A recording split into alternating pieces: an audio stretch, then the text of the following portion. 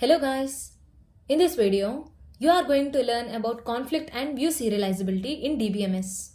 Well, what are these conflict and view serializabilities? In DBMS, the schedules can be serial and non-serial.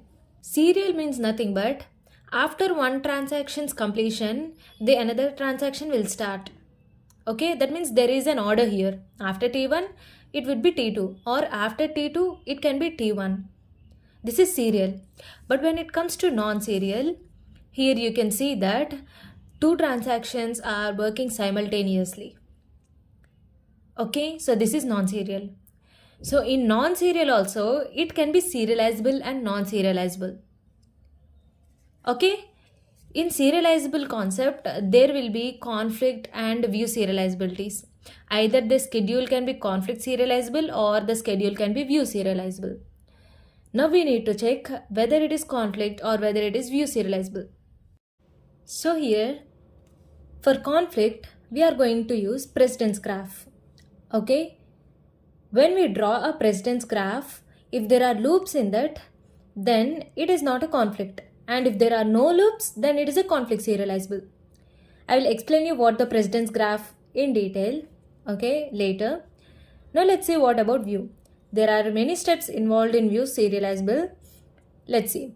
First of all, to check whether it is view or not, we need to check whether it is conflict. If it is a conflict, then it is definitely view. Okay, you no need to check the other steps. But if it is not a conflict, then it may or may not be view. If that is the case, then you need to check another two also.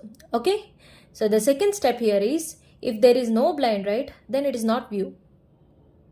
If there is, then it may or may not be view. I will also explain you what the blind right is when I explain it with an example. Okay, if there is no blind right, then it is not view. Okay, you can submit your answer. There is no need to check the other step. But if there is blind right, then it may or may not be view. At that situation, you need to draw a dependency graph here. Okay, see the difference. We are using precedence graph for conflict and we are using dependency graph for view. I will explain you what this dependency graph is with an example later. Okay, but after drawing dependency graph, if there is a loop, then it is not view. But if there is no loop, then it is view serializable. Okay, so this is how we are going to check view and conflict. Okay, here you can also see this. All the conflict can be view, but all the view can't be conflict.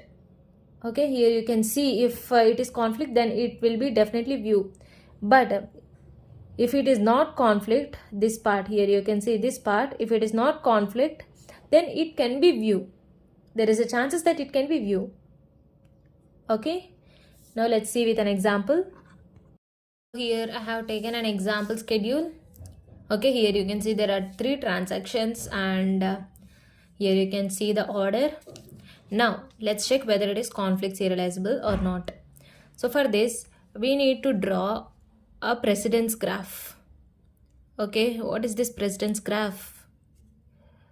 Let's see.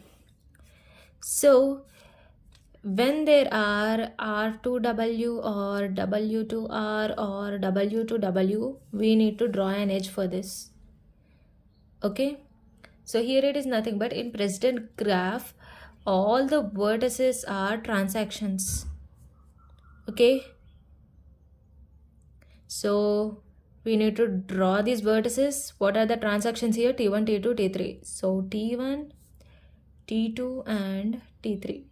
Okay, and here all the edges are conflicts. Okay, so when do we get conflicts? When there will be write and after reading and reading after writing or writing after reading or writing after writing. Only these three will bring the conflicts. So read to read won't bring any conflict. Okay, so here the edges are conflicts. Now let's see from this how many conflicts we have. So here you can see that T1 is reading X and later T2 is writing X. So this is a conflict here. Okay, so we need to draw T1 to T2. And then there is another one where write after read. Read after write. Okay, Now here you can see that here we are writing something in T2 and T3 is reading that. Okay, so this is also a conflict. So T2 to T3. From T3 to T2 also there is a conflict. T3 is reading something and T2 is writing it again. So we need to draw T3 to T2. T3 to T2. There is a conflict here. Okay, and then here you can also see that T2 to T1 is also conflict. See here it is writing and here it is reading. Okay, so we need to draw T2 to T1. And here you can also see that T1 is also having a conflict with this one also. Okay, but we have drawn already, we have drawn the conflict edge, so there is no need to draw again. Now here you can see that there are two loops here. Okay, so it is not conflict.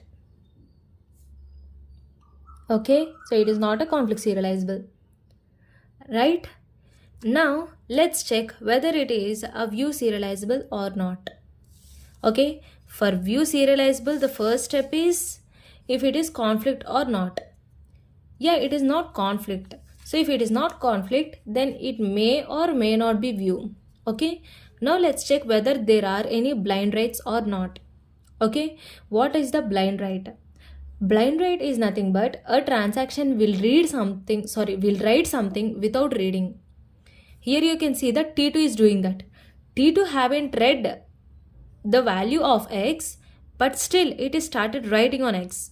So this is known as blind write. T1 is reading it, T3 is reading it, and if there is W of X here or here, it is okay because it is started reading before. But here it haven't read it, but still it started writing directly. So this is known as blind write.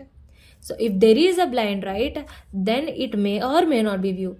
Still there is no confirmation that it is view or not. Now let's check by drawing it a dependency graph. What is a dependency graph?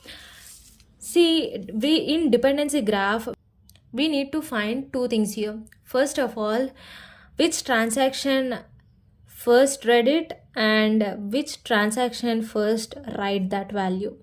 Okay. So here you can see that T1 first read the X value and T2 first write the X value. Okay. So here there will be a dependency like T1 to T2. Okay, that means T1 should execute first and then T2 must execute first. T2 must execute. Okay, this is a dependency. And then we'll find other dependencies with last updation. So here last updation is done by which transaction? T2. Right, T2 updated T2 updated at the end. Okay. So if there is a W instead of R here, still T2 will consider because it is updated at the end.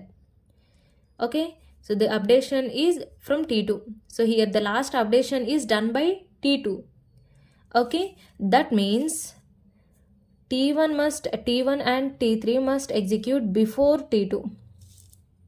Okay, so this can be divided as T1 must execute before T2 and T3 must execute before T2.